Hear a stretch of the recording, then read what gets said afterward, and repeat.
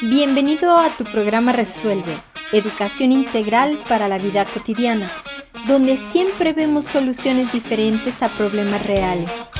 Te invito a que te quedes la próxima hora Más que con una nosotros. educación basada en la información, necesitamos una educación basada en la sabiduría, una educación de la armonía, la innovación y la felicidad.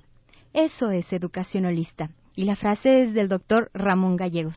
Hola, ¿qué tal? ¿Cómo estás? Muy buenas tardes. Bienvenido a tu programa Resuelve, educación integral para la vida cotidiana. Me da muchísimo gusto que estés con nosotros el día de hoy. Y ya sabes que yo soy Luisa Isabel Vélez Soltero y que estoy aquí en este micrófono compartiendo contigo el día de hoy este tema tan interesante que es educación holista. La felicidad como realidad educativa. ¿Qué tal? ¿Cómo te suena el tema? ¿Interesante? ¿Se puede o no se puede ser feliz en la escuela? Yo creo que muchas personas, cuando oyen esto de que se puede ser feliz en la escuela, yo creo que lo dudan y lo dudan bastante. Y ya te estarás imaginando entonces quién es el invitado del día de hoy. Pues ni más ni menos que el doctor Ramón Gallegos. Doctor, ¿cómo estás? Buenas tardes. Bien. Bienvenido. Gracias. Y gracias por la invitación y un saludo a todo tu radioescuchas. Muchísimas gracias. Pues bueno, ¿qué te parece, doctor, si vamos empezando un poquito por esto de la felicidad como una realidad educativa que es parte integral? Podríamos decir que es el eje que mueve a la educación holista, el tema de la felicidad. Y alguna vez lo hemos tocado aquí en cabina, porque bueno, ya has estado aquí con nosotros, y a veces pensamos que la felicidad viene de fuera, primero, que es así como que una idea muy general de todo mundo. Pues yo soy feliz con las cosas que están afuera y no las cosas que están adentro. Esa es una. Y entonces, eso de pegarlo como la felicidad como realidad educativa, entonces ya como que hace ruido, porque yo estoy segura de que muchas personas cuando están en la escuela no se sienten felices. Claro. Ahorita escuché que hablabas de terapia y de psicoterapeutas. Esto es algo remedial. Si realmente aprendiéramos a ser felices desde niños, no necesitaríamos ningún tipo de psicoterapia ni terapeutas. Esto sucede precisamente porque el tipo de educación que recibimos, aprendemos realmente a sufrir. Es decir, la habilidad de ser feliz, el aprendizaje para ser feliz, no surge durante los años escolares. Entonces, ahí hay un inmenso vacío. Por eso decimos que uno de los aprendizajes más importantes, o quizá el más importante de la educación, es precisamente aprender a ser feliz. Debe ser un aprendizaje central de todo el currículum. Si así fuera, entonces seríamos personas sumamente creativas, sumamente estables, ¿sí? Y tendríamos una vida mucho más productiva y creativa de adultos. Entonces, por ejemplo, ¿la felicidad te trae el éxito o el éxito te trae la felicidad? ¿Cómo es que funciona? No.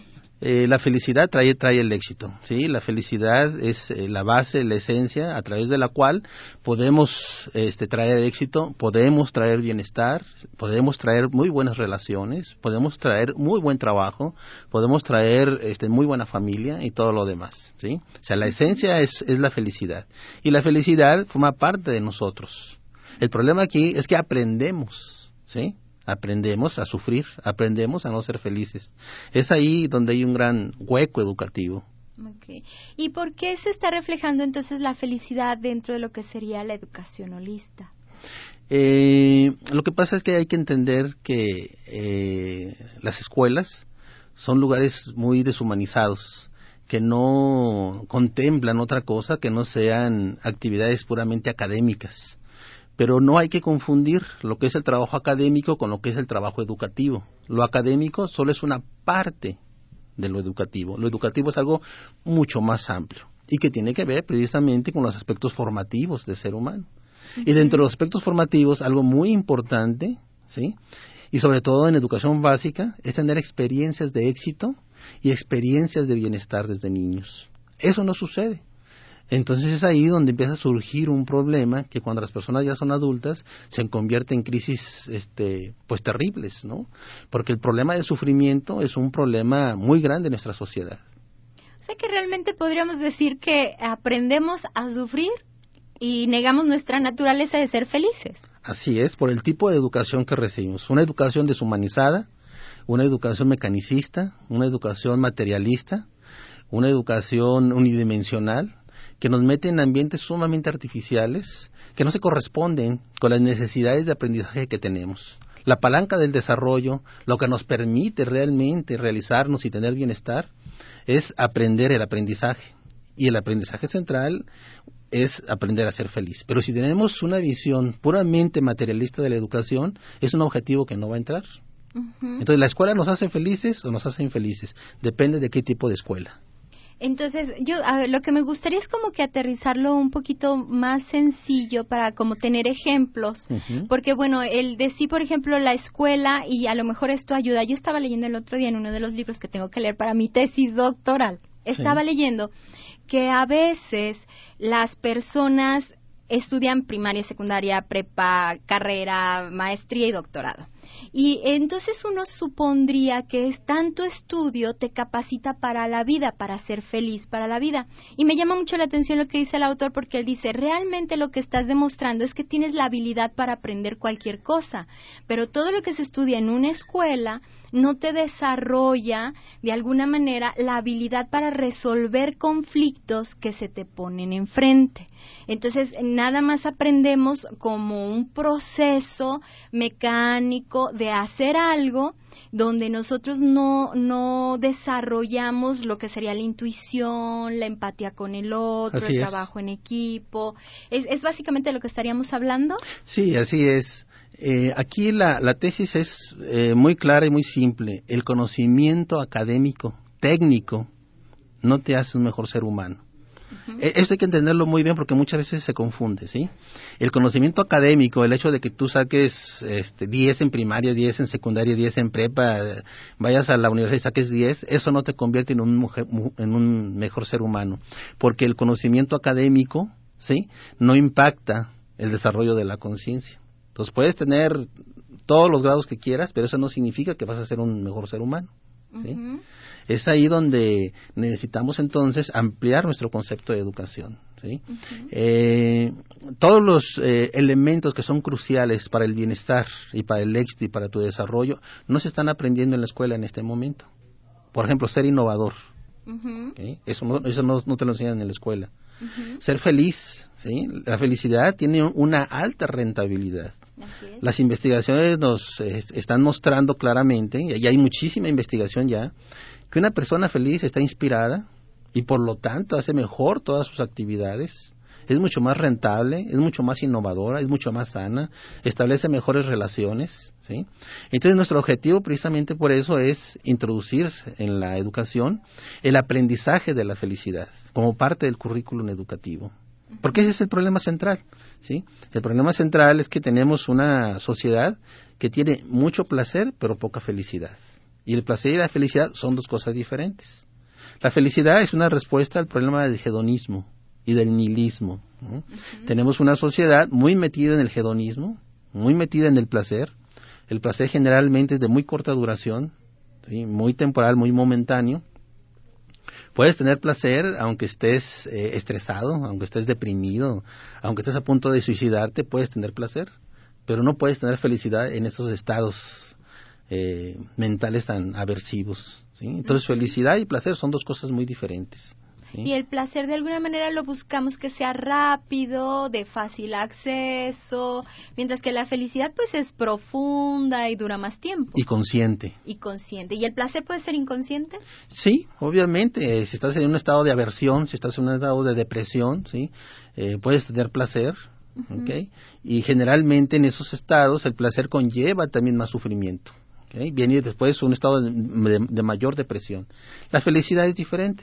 La felicidad está ligada con la sabiduría, está ligada con la conciencia, está ligado con un buen entendimiento, ¿sí? Y entonces por eso la respuesta al sufrimiento-placer que vivimos en la sociedad y a esta confusión hedonista es precisamente una pedagogía de la felicidad. Y es ahí donde la educación holista hace su gran aportación, ¿sí? Señalando que los procesos académicos no resuelven el problema educativo, que la educación es algo mucho más grande, ¿sí? O abarca toda la vida, finalmente. Abarca toda la vida y que vivir es aprender y aprender es vivir, ¿sí? Y el gran libro donde se estudia es El Mundo. El gran libro en que se estudia eso es El mundo y nuestro mundo, o sea, nuestra propia vida, ¿sí? Donde estudiamos eso. Y entonces, a ver, bueno, aquí estamos hablando de toda una propuesta pedagógica que se debería estar llevando a cabo en las escuelas, en las universidades. Y mientras se permea, bueno, porque la idea es que esto permee a todos los niveles a través del tiempo. ¿Qué es lo que los papás, por ejemplo, qué es lo que un papá puede hacer para ayudar en este proceso de ser feliz a los niños? Porque hay que formar educadores holistas, que es una de tus grandes misiones, no diríamos labores, sino misiones. Entonces, ¿cómo un papá puede convertirse también en un educador holista? Bueno, todos los padres son educadores, lo quieran o no lo quieran. Pero holistas no creo. Pero holista es cuando el padre se hace consciente y asume la gran responsabilidad, ¿sí? de trabajar con sus hijos, de crecer juntos, ¿sí? De estar en diálogo con ellos, de establecer un diálogo, de escucharlos, de indagar juntos las grandes respuestas las grandes interrogantes de la vida.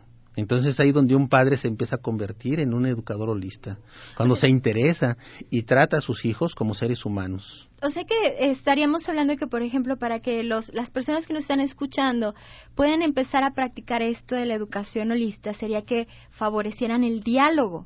Que favorecieran el diálogo, y la educación holista, hay que recordar, siempre empieza en uno mismo. Bueno, entonces, ahorita nos explicas, regresando del corte, qué es eso de empezar en uno mismo.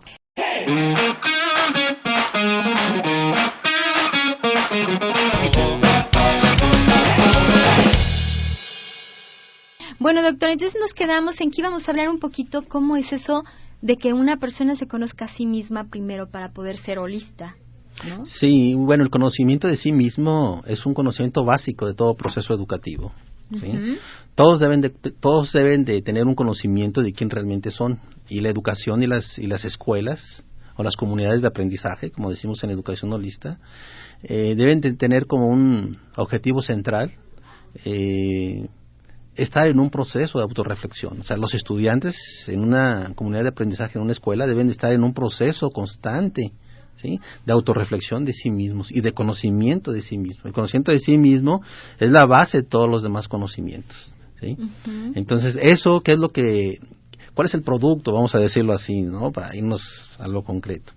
Bueno, pues el conocimiento de uno mismo, o la autorreflexión sobre uno mismo, pues trae como producto la paz interior, ¿sí? Trae como producto la certidumbre, ¿sí?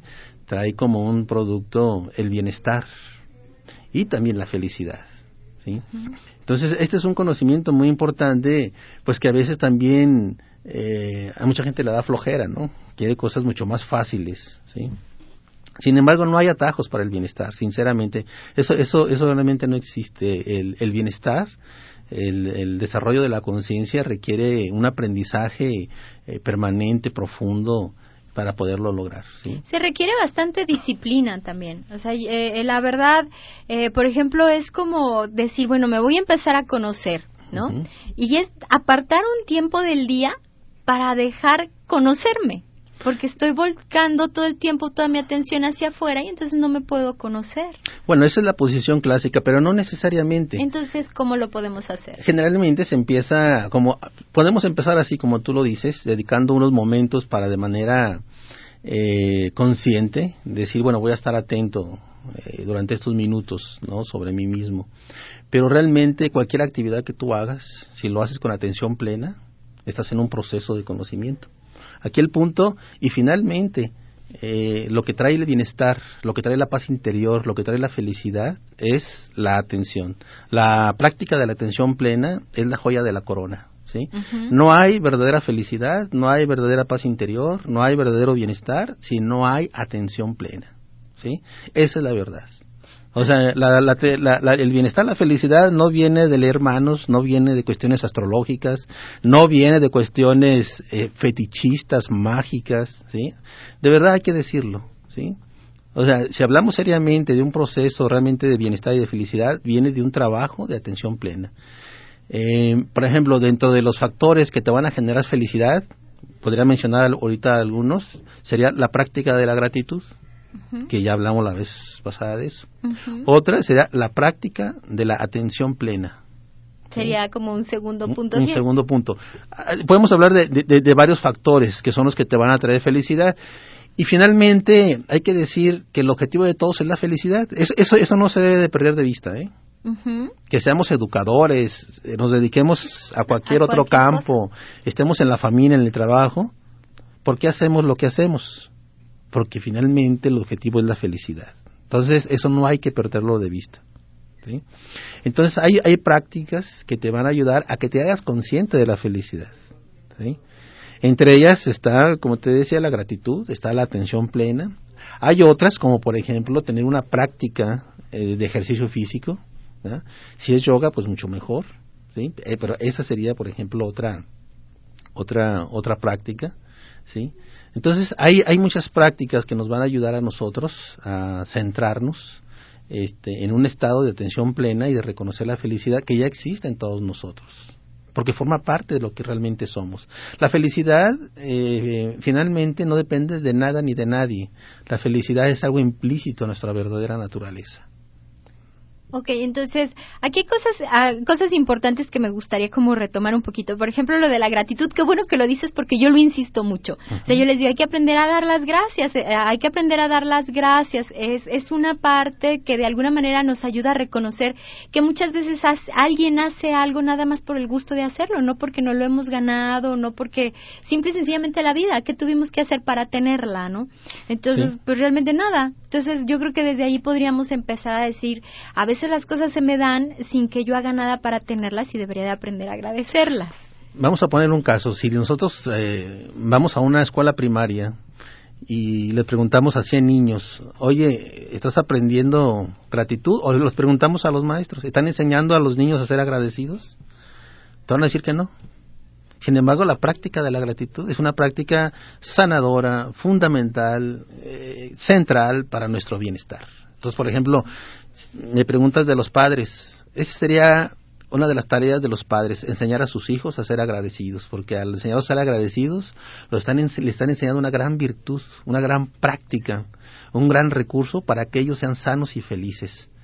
Por ejemplo, la investigación en lo que se conoce ahora como psicología positiva, que es la corriente de psicología ahorita de mayor expansión de todas las corrientes, ha hecho mucha investigación. Y la práctica que más ayuda a una persona a salir de la depresión es la práctica de la gratitud, ¿sí? Por ejemplo, se han hecho investigaciones en personas clínicamente deprimidas y durante 3 semanas se les ha dado una práctica de gratitud y en 3 semanas se han logrado éxitos extraordinarios, ¿sí? Todo esto bajo mediciones controladas, experimentales. ¿Sí? Así es el poder de la gratitud. Pero ahora la pregunta es, ¿estamos enseñando a nuestros hijos, a nuestros estudiantes, el gran poder de la gratitud? ¿Sí? Practíquenlo y ustedes verán el poder que tiene la gratitud, ¿sí? Igual, podríamos hablar de la atención plena, ¿sí? Igual, otra práctica para la felicidad, sería la práctica de vivir en el ahora, ¿sí? Hay que recordar que el sufrimiento está en el tiempo. Así es. El sufrimiento está en el pasado y si te fijas al pasado te deprimes. Y si te ves al futuro te angustias. Y te angustias y te genera estrés. Uh-huh. Pero si estás en el ahora, ¿sí? Estás libre del tiempo. Y entonces es ahí donde puedes tener atención plena y empezar, ¿sí? A tener una experiencia de verdadera felicidad. Porque el ahora no le da espacio, vamos a decir, el ahora no le da espacio al sufrimiento. El sufrimiento y tiempo siempre vienen ligados, ¿sí? Siempre hay que entender esto. ¿Sí? Uh-huh. Por eso cuando estás en el ahora o estás en una práctica de meditación, ¿sí? No sufres y entonces empiezas o como nosotros lo llamamos, empiezas a incubar, ¿sí? Empiezas a incubar esa alegría interior, esa felicidad genuina y auténtica, porque viene desde el propio ser, no viene de algo externo, ¿sí? Uh-huh. Entonces ahí la importancia, ¿sí? de la práctica de la atención plena y de la gratitud. Y fíjate que se oye muy fácil eso de poner atención plena, uh-huh. Pero la verdad nos escabullimos cada que tenemos oportunidad Nuestra mente, si no la tenemos debidamente controlada, disciplinada, y somos muy atentos y estamos acechando nuestra mente, nos lleva, yo les digo a veces a mis alumnos, haz de cuenta que es alguien que te agarra de los cabellos y te arrastra por el cuarto con singular alegría. Así es la mente. De repente, hablar de atención plena es quitar todo lo que está en mi mente para ponerme y centrarme en lo que verdaderamente está pasando, no en lo que yo creo que está pasando, creo. Y acabas de decir un término muy importante, en lo que verdaderamente está sucediendo. El 90%, 95% de nuestros pensamientos son obsesivos, repetitivos, inútiles, ¿sí? Y conflictivos, ¿sí? Uh-huh. Entonces son completamente innecesarios. Chopra dice que tenemos alrededor de 60,000 pensamientos diarios, ¿no? Imagínate nada más cómo aporreamos al cerebro, ¿no? El cerebro queda cansado, uh-huh. El cerebro queda lastimado, ¿sí? De un funcionamiento tan mecánico del pensamiento. Pero esto que estamos hablando, ¿sí? Es una enseñanza, es una educación que desde la educación básica, desde la primaria y la secundaria, ¿sí? Los niños deben de vivirlo a través de la educación holista, ¿sí? Los niveles ahorita de degradación, alcoholismo, drogadicción, incluso prostitución a nivel de primaria y secundaria son terribles, ¿sí? Pero la sociedad se ha hecho ya muy insensible a eso, ¿sí? Hay una gran degradación. Entonces, ¿qué es la educación holista? La educación holista es una respuesta a todo ese terrible sufrimiento, ¿sí? Que se está viviendo. Sí, y que bueno, de alguna manera no entendemos por qué está pasando. Yo creo que una de las razones por la que nos está pasando, todo lo que nos está pasando es porque no somos felices, porque estamos sufriendo todo el tiempo, porque no controlamos nuestros pensamientos. Yo cuando estamos en clases yo les digo, porque a veces tratar de separarse del cerebro es difícil, o de la mente, ¿no? De la mente es muy difícil, y les digo tan sencillo como esto: si tú estás sentado, las piernas te sirven para caminar. Tú estás sentado y las piernas se quedan quietas. Entonces, ¿por qué la mente no la ponemos quieta como pondríamos las piernas cuando estamos sentados? Quédate reflexionando en esto, ¿qué les parece?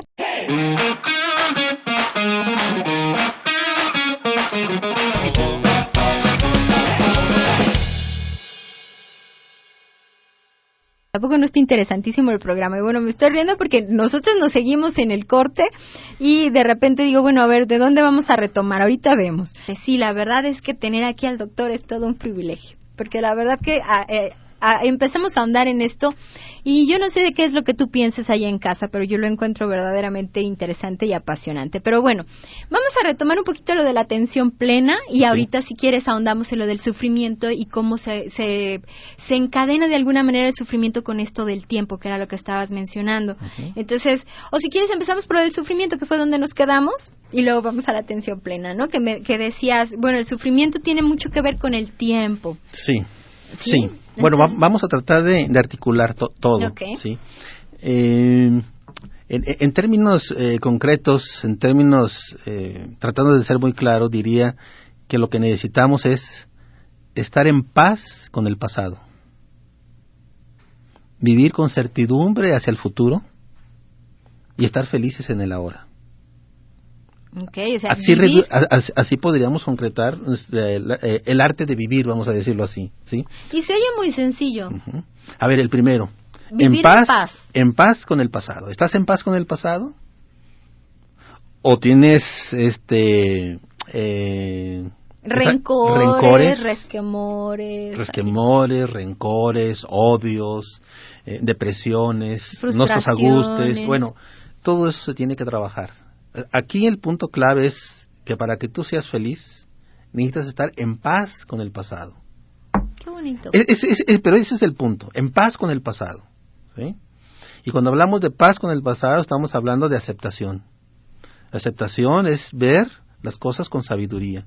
Las cosas sucedieron así. Y así sucedieron. Porque así es la vida, ¿sí? Entonces, aquí se tiene que hacer un trabajo. El punto es que tú llegas a estar en paz con el pasado. Que el pasado ya no te genere conflicto, que el pasado no te incomode, que el pasado no te genere odios, que el pasado no te genere reproches. ¿Okay? Entonces, ese es el primer trabajo que hay que hacer. El pasado fue, ya no existe, ya no está. Decía un filósofo que es el reino de lo fenecido, que es el reino de lo muerto. Uh-huh. Entonces, esa es la primera pregunta que tenemos que hacernos todos. ¿Estoy en paz con el pasado? ¿Sí? Si no, entonces ahí se tiene que hacer un trabajo. Eso es lo primero. Segundo, certidumbre hacia el futuro, ¿sí? Certidumbre hacia el futuro significa un sentido interior de que las cosas finalmente van a salir bien. Decía Steve Jobs que lo que a él lo ayudó a crear Apple y todo su trabajo fue que nunca perdió esa certidumbre interior, siempre tuvo ese sentimiento interior de que las cosas finalmente van a salir bien. O como diríamos en educación holista, finalmente hasta el mismo pasto se iluminará. Entonces hay que ver si nosotros tenemos esa certidumbre, pero la certidumbre es diferente a la fe. No estamos hablando de fe, ¿sí? La fe, ¿sí?, es una certeza que te viene de afuera, algo te la da externo a ti en la fe. Una creencia, un dogma, un mito, algo. Pero la fe viene de afuera. La certidumbre viene de adentro. ¿Okay? ¿Sí? Es un empoderamiento interior, la certidumbre, que surge por la capacidad de entendimiento o de discernimiento de la realidad. Entonces estamos hablando de certidumbre, no de fe. ¿Sí? Esta certidumbre es confianza, pero confianza que no depende de nadie externo. Y por lo tanto es algo muy seguro. Mientras que la fe, como depende de algo externo, pues está prendida con alfileres, ¿no? Uh-huh. Si tú tienes fe en alguna creencia, si tienes fe en algún mito, dogma o teoría o paradigma, se cae el paradigma, se cae la creencia y pues tú también te vas al suelo, ¿no? Te derrumbas. Uh-huh. La certidumbre no, porque la certidumbre es algo interior. Todo lo que requerimos es certidumbre hacia el futuro. ¿Okay? Uh-huh. Y finalmente, felicidad en el presente, porque la felicidad solo puede estar en el ahora, en el momento a momento, y es ahí entonces donde lo ligamos con la atención plena, ¿sí? Uh-huh. Pero la atención plena no es una práctica mental, no es una práctica del pensamiento, ¿sí? La atención plena es una práctica espiritual. Entonces, esto que estamos hablando, y si lo ligamos con la educación holista, forma parte de aprender a ser feliz, ¿sí? Claro, entonces de alguna manera tienes que aprender a ser agradecido, a dejar o vivir en paz con tu pasado, vivir con certidumbre en tu futuro, y eso de alguna manera te está llevando todo el tiempo, momento a momento, a esa felicidad. Y es un aprendizaje a lo largo de la vida, ¿sí? No se puede hacer de un día para otro. Es un aprendizaje que debe de empezar, obviamente a su nivel, incluso desde los niños de preescolar, cruzando toda la primaria, secundaria, preparatoria, licenciatura, posgrados y incluso en la tercera edad, ¿no? Por eso en el doctorado, en educación holista, tenemos tesis sobre la felicidad en la tercera edad, ¿no? Uh-huh. Porque muchas veces se considera que las personas de la tercera edad, pues ya son personas enfermas, ¿no? Ya esperando su muerte, que no son innovadoras, creativas, ¿sí? Sin embargo, eso es un error. La tercera edad es una etapa maravillosa. Y desde la educación holista se puede trabajar de manera extraordinaria. Y la tercera edad también es un momento para ser feliz. Como cualquier otro, mientras estés vivo. Momento. Así es. ¿No? Mientras tú estés vivo. Vamos a dar paso a estas llamadas. María Marta Contreras Martínez, felicidades por el programa. Es difícil poner la mente libre de cosas. Y hay muchos distractores cuando vas manejando, caminando, y están creando necesidades que no necesitamos. Les mando una lluvia de bendiciones.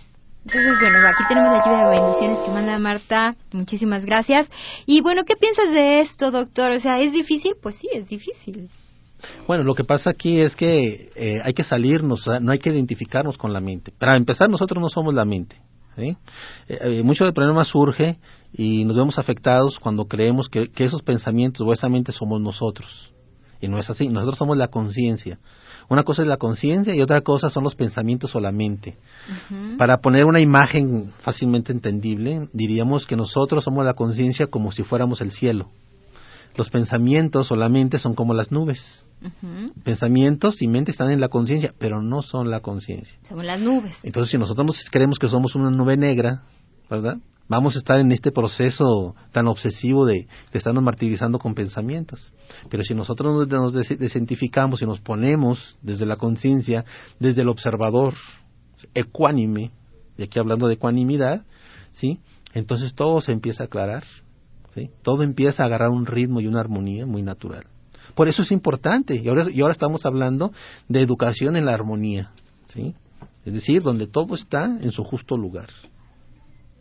Y bueno, ahorita te lo pregunto. Pero lo que pasa es que estás comentando algo que yo creo que le dará respuesta a lo que comenta Ana Rosa Plasencia Cervantes. Ella hace reporte y dice: felicidades por el tema, muchas gracias. Dice: estoy deprimida por una enfermedad que tengo, ¿qué me recomiendan? Bueno, en este momento, la práctica para la depresión más importante, esto está sustentado en la psicología positiva, se está haciendo muchísima investigación en las universidades de Estados Unidos. Esto es muy importante. Yo creo que ustedes deben de buscar ayuda en perspectivas que tienen rigor, ¿sí? Rigor científico, rigor académico. No en perspectivas que no tienen rigor.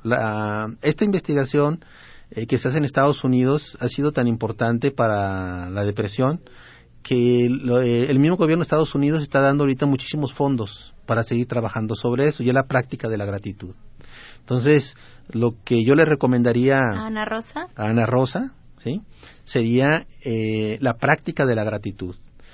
Podemos empezar con un diario de gratitud, ¿sí?, donde todos los días escriba 5 o 7, 8 o 10 cosas donde ella dé gracias.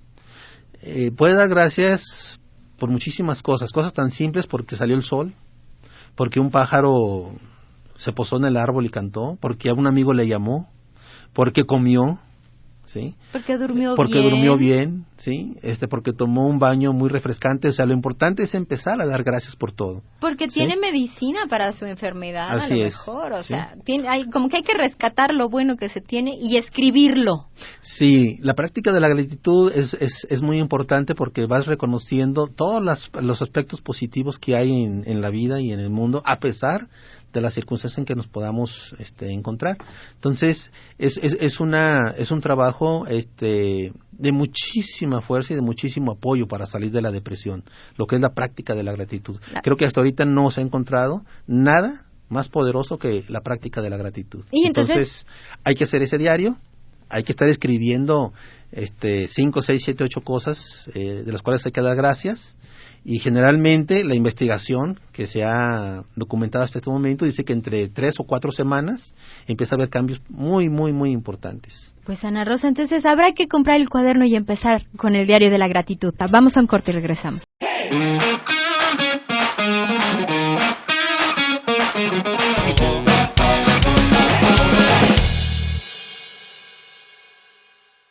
De verdad que pareciera a veces que viene de fuera, y bueno, uno dice voy a ser feliz a ratitos dependiendo de lo que tenga o deje de tener. Y ahora que sabemos que viene de dentro, pues se complica la cosa, porque creo que uno de los lugares más desconocidos del ser humano es lo de adentro. Entonces, ahora que estamos viendo cómo puedes tú ser feliz, pues es un trabajo que habría que empezar a hacer muy seriamente, empezando por el diario de la gratitud. Ya ven que yo se los recomiendo siempre mucho. Dar las gracias y hacer un diario de la gratitud es una forma, ¿verdad? Para los papás, para sus hijos, sería genial que les compraran un cuaderno y que les invitaran a escribir diario, porque podrían dar las gracias los niños, ¿no? Sí, yo creo que el objetivo más importante que nunca debemos de perder de vista para educadores, para padres, para nosotros mismos, es que lo más importante en la vida es la felicidad, ¿sí? Así de sencillo. Lo más importante en la vida es la felicidad. Y hay que tomar la decisión consciente, porque es una decisión, ¿sí? ¿Sí?, de ser feliz. Y entonces eso trae muchísimas implicaciones. ¿Cómo vivo mi vida para ser feliz? O sea, muchos creen que la vida es sufrimiento. No, la vida no es sufrimiento, sino que la vida, muchas veces tal y como la vivimos, es sufrimiento. Pero la vida en sí no es sufrimiento, la vida es felicidad. Pero en el centro de toda nuestra vida debe de estar, ¿sí?, la felicidad, porque ese es el objetivo más importante. Trabajamos, estudiamos, nos relacionamos, todo lo que hacemos, el objetivo final es ser felices. Todos los demás aspectos son complementarios, pero el tema supremo, diríamos así, ¿sí?, es la felicidad. Okay. Incluso hasta los gobiernos, ¿sí? Por ejemplo, el reino de Bután en el oriente tiene un programa nacional para que la gente sea feliz, ¿no? Y tiene el producto interno de la felicidad, ¿no? La inteligencia espiritual precisamente es la capacidad de ser feliz, ¿sí? Entonces estamos destinados a desarrollar tu inteligencia espiritual. Porque estamos hablando de un tema que, si bien es cierto, data desde que la humanidad inició, La felicidad siempre la hemos perseguido, siempre como humanos todos. Entonces, ahora está agarrando mucha fuerza porque es lo que sigue, es ser felices. Sí, de hecho ahorita, por ejemplo, la cantidad de libros, desde hace 3 años a la fecha, la cantidad de libros sobre la felicidad, yo creo que es el tema más publicado de todos. Hay un boom sobre la felicidad. Esto es muy importante porque hace 10 años atrás nadie hablaba de la felicidad y de hecho era un tema cuestionado, ¿no? Los académicos, los intelectuales cuestionaban el concepto de felicidad, entonces era mal visto. Uh-huh. Sin embargo, ahora las cosas han cambiado completamente. ¿Sí? Y no hay autor internacional de renombre que no esté publicando algún libro, ¿no? sobre el tema de la felicidad. Sí, en todos los aspectos, en los negocios, en la educación, en la familia, en la vida personal, es un tema que está robando ahora sí que la atención de todo mundo y pues esperemos que sea para bien. David Aparicio Ávila se reporta y dice, yo tuve una experiencia en un centro comercial. Le agradecí a la empleada y me volteó a ver sorprendida. A esto yo digo es por falta de acostumbrarnos a ser agradecidos con la atención que nos presta la gente. Felicidades por el programa. Pues David, muchísimas felicidades, estás practicando la gratitud, bien por ti. Merece un aplauso, les prometo que les voy a traer un aplauso grabado porque merece un aplauso, David, muy bien. A mí no me queda más que darte las gracias, doctor, por haber estado aquí con nosotros. Gracias a ti y a todo tu público. Y yo espero que vuelvas pronto. Yo les deseo a todos un muy buen fin de semana. Muchísimas gracias. Sé feliz. Sé un sembrador de paz. Yo soy Luisa Isabel Vélez. Hasta la próxima. Cuídate.